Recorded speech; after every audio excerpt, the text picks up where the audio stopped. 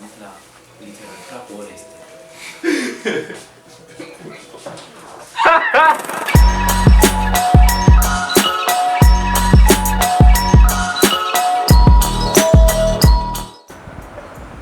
Bună dimineața, prieteni! Bine v-am regăsit la al doilea devlog. Suntem aici cu Edi și cu Ionuț. Acolo în spatele camerei nu puteți vedea. Avem acum Edi a venit să ne ajute cu camera, cu trepid, avem tot ce nevoie. Nu mai filmăm cu porcăria asta, care a pierdut vreo 10 filmări de data trecută.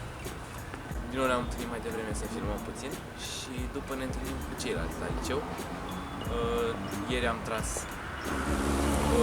build-ul de la Funcibot, adică cel mai de bază robot care o să fie construit.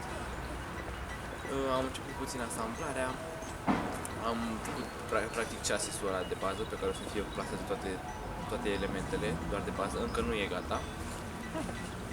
Și da, astăzi cred că o să terminăm chassis-ul ăla. Sperăm să ajungem și la motoare și la astea, dar nu sunt sigur. Și da, ne vedem acolo.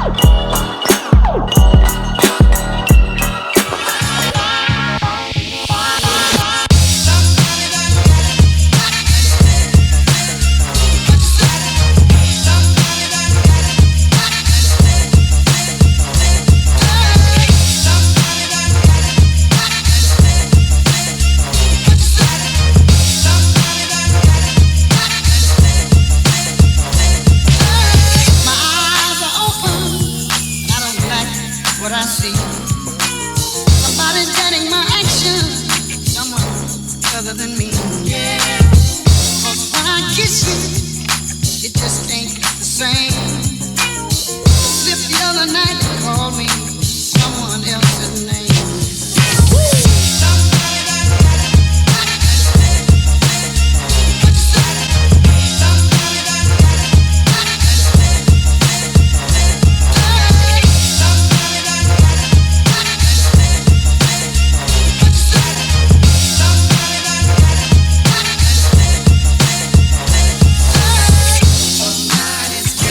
Somebody's getting my love.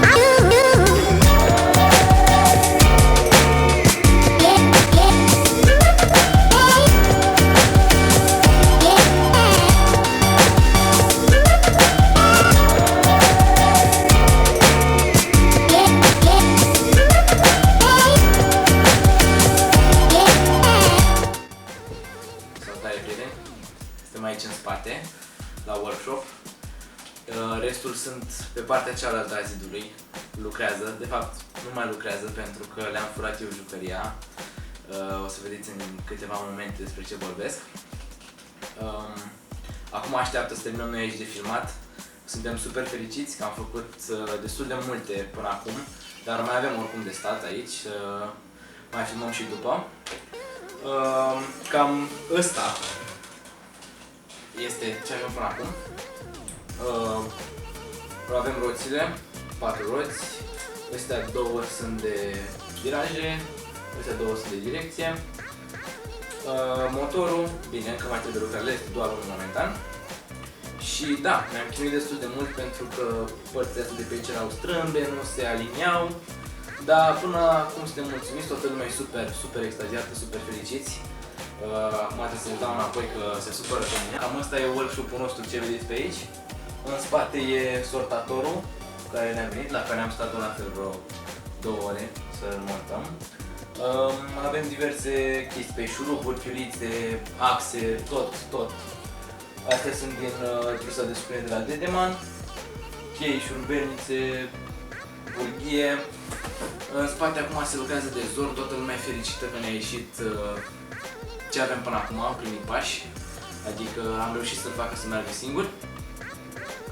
Și da, cam atât.